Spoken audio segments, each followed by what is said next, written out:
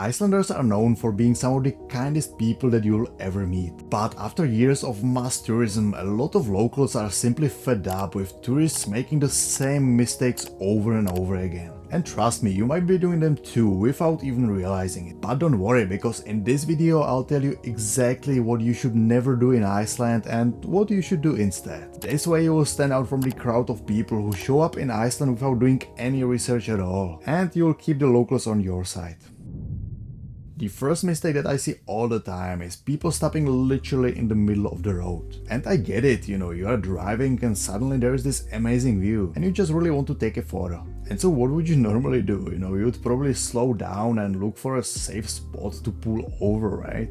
Well, many tourists don't do that here. And there are basically two reasons for that. The first one is that there aren't always enough safe places to pull over. And the second, it's easy to get a little too relaxed because the roads often seem empty. But that is a dangerous trap. Most of Iceland's roads are pretty narrow with a lot of blind hills and curves. And for some reason people often stop right there, right as you are coming over the hill in the blind angle. And that's where they take the photos. The problem, well, the drivers behind them have basically almost no time to react or brake. And it is not just about the safety, you also have to think about the locals, people who are commuting to work, bus drivers, truck drivers. When you have to constantly slam on the brakes or swerve around stopped cars, trust me, it gets frustrating after a while. And so the solution to that is always find a safe spot to pull over, even if it means driving a little further and walking maybe back a little bit to get that perfect angle for your photo. And does that mean that you can never stop on the road? Well, not necessarily. If you are on a long empty stretch with no traffic behind you and clear visibility, a super quick stop might be okay. But you just need to be 100% sure that you are not blocking anyone and not stopping in a blind spot basically.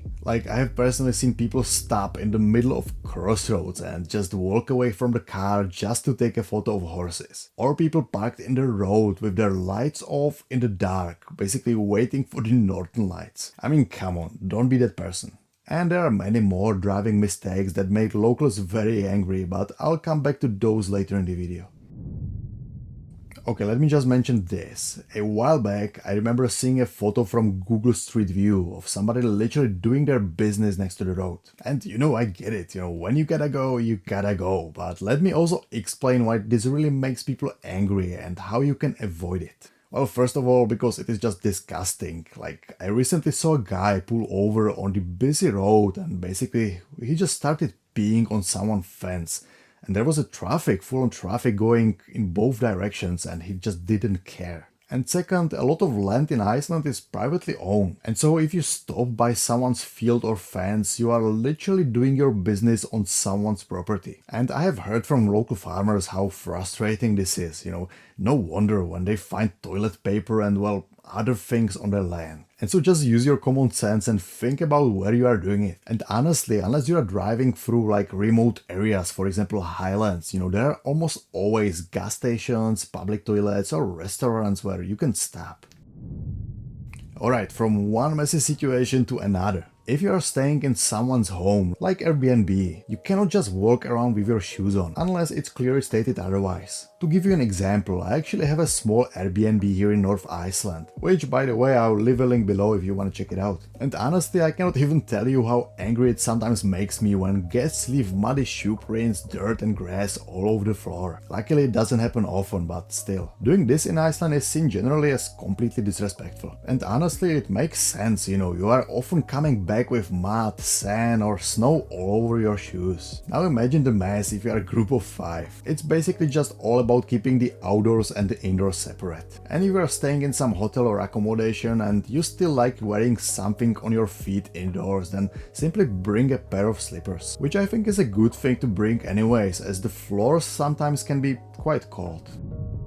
Alright, back to the traffic, and this one is simple but makes a huge difference. Speed limits in Iceland are 90 km per hour on paved roads and 80 km per hour on gravel roads. And as a tourist you will probably drive a little bit slower, taking in the views, stopping here and there and so on. But here's the thing, you are not the only one on the road. Icelandic roads are quite narrow and so overtaking isn't always easy, and if you are driving slowly, then locals will most likely want to pass you. But if you're on the road, speeding up, slowing down, or basically not giving them any space to pass, then it gets super frustrating after a while, especially for those who drive these roads every day. And the solution to that is actually pretty easy, just keep an eye on your mirrors. And if you see a car coming behind you and you are driving slowly, then just simply give them a signal with your right blinker. That is basically the local sign that says, I see you and it is safe to pass. But remember, only do this if you are 100% sure that it's safe and there is no incoming traffic,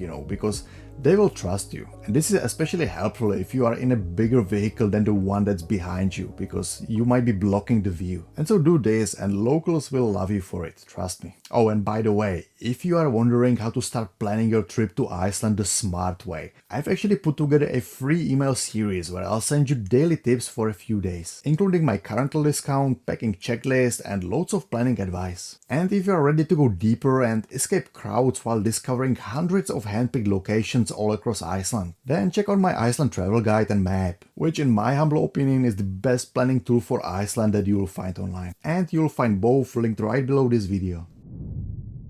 Alright, let's talk about trash. And I'm not here to tell you to recycle, that's completely your call. But here's the thing, Iceland is one of the cleanest places on earth. So every little piece of garbage lying around just sticks out like a sore thumb.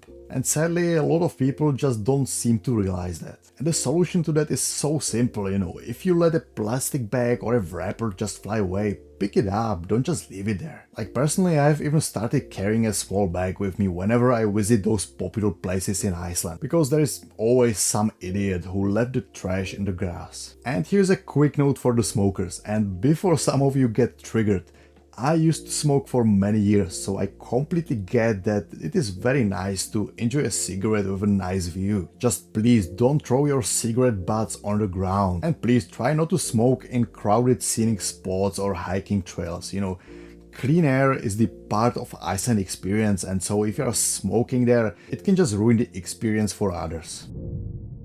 Alright, this one doesn't necessarily make locals angry, but it will definitely make them shake their heads. Iceland has some of the purest tap water in the world, and honestly, it's better than most bottled water you will find in stores here. And so basically, buying a bottled water here is just a waste of money and unnecessary plastic. And so instead, just bring a refillable water bottle. You can really fill it up anywhere here, even from small streams in nature, as long as they are not running through towns, farms or fields. Now, if you don't want to end up getting yelled at by some farmer, then listen up. Like I mentioned earlier, a lot of land in Iceland is private, and so you cannot just pitch your tent or park your camper van anywhere. In fact, wild camping is illegal in most places, unless you are far out in nature, hiking, and far away from any campsites. Luckily though, Iceland has plenty of amazing campsites, so this shouldn't really be a problem. But what about camping in parking lots or by supermarkets? Sadly, it's still illegal. If you want more details, I actually have a whole separate video on this, so go check that out later if you are interested. A lot of locals have their homes, farms or summer houses in beautiful scenic locations. And while nobody really minds if you snap a quick photo from a distance, what's not really okay is when people start walking all over the property or set up tripods for an hour or fly drones right over their homes. And so instead of that, just ask, hey, you've got a beautiful place here, would it be okay if I took a few photos or flew my drone around for a bit? Hey, I noticed this is a private land, but would it be alright if I walked down to the beach? How simple was that? And trust me, unless there is some grumpy person, then most people will be actually super nice about it. Okay, this is a big one, because off-road driving in Iceland is completely illegal and fines can be even thousands of dollars. And you don't even have to be caught in the act, because simple photo or video evidence reported to the police is in many cases enough. And it makes sense, because if everyone drove all over the fragile volcanic landscape, it would literally destroy it, as those tracks can take decades to heal. Good news is that Iceland has plenty of F-roads, those rugged mountain roads that are meant for off-road driving. If you are into that kind of adventure, then definitely check out Expedition Overland series from Iceland for some inspiration. But also, before you head out, just speak to your rental company and basically just make sure that your car is allowed on those roads. Because the thing is that not vehicles are, and you could end up paying thousands for damages or towing. Now, last but not least, signs. we can probably agree on one thing. If someone went through the trouble of putting up the sign, then they probably really want you to follow it. And ignoring those signs frustrates locals more than you can imagine. And here are some common signs that you'll see. No drones. Remember, flying in restricted areas can get you fined, but also it can ruin the experience for others. Then we have no walking sign, which you can find especially in the fragile nature areas where people have already trampled the grass or, dug the ropes. Plus, remember, if you ignore it and you, let's say, duck the rope and walk where you are not supposed to be walking, then the sheep instinct of some people will just kick in and they'll all follow you. And then we have the simple 4x4 only sign, which is pretty much self-explanatory, but not everybody follows it. And you will see that usually at the start of F-roads, and just please do not drive there with a two-wheel drive car, that is unless you really want to get stuck there and then pay fortune to get towed out.